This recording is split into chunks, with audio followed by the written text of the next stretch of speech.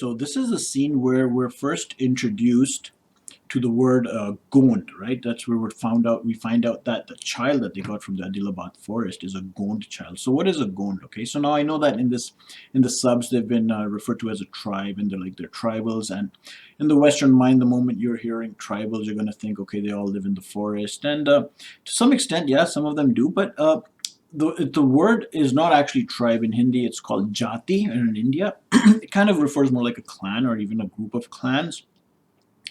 And there are millions of Gonds, okay, all over India, and they're just doing normal jobs and stuff. So if you ever like meet a Gond, don't expect him to like know how to capture a tiger, or like make you some herbal medicine or something like that. Of course, there are some that live in the forest too, and yeah, in 1920 probably there were more living in the forests, right? Because back then, like, most people would just avoid the cities because they were generally dens of like traders and oppressors there. So people just prefer to live like in hinterland. So yeah, the thing is, yeah, so whenever you think Gon, just don't think like he's a tribal who can like do all these things that you're seeing in this. It's almost like you meet a Japanese guy and you're like, yeah, Mr. Miyagi, no karate. It's something like that. It's not like that. They're just normal people do normal jobs. It's a very big clan. Yeah, there are millions of them, and they live all over India in different places. So that's that. But let's talk a little more about Gonds. So in okay, so here's a photo. Okay, this guy, his name is Dr. Edward Seuss. Yeah, and he's not the green eggs and ham Dr. Seuss. Okay, he's a geologist, Austrian geologist, late 19th century, and he's one of the front runners for the continental drift theory. Okay.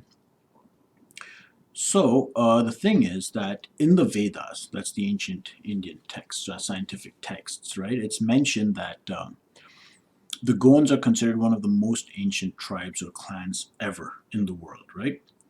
And it's said that the forest of the Gonds, like when all the Earth's masses were together, all the continents were in one place, the center of that, okay, was the forest of the Gonds, okay? So now what's interesting is that now this Dr. Edward Seuss, he never came to India, but he got his hands on this, translated some text about the Vedas, which had this. So he actually started what we now know as the continental drift theory, which purports that there was a long time ago that all the land masses were together, okay?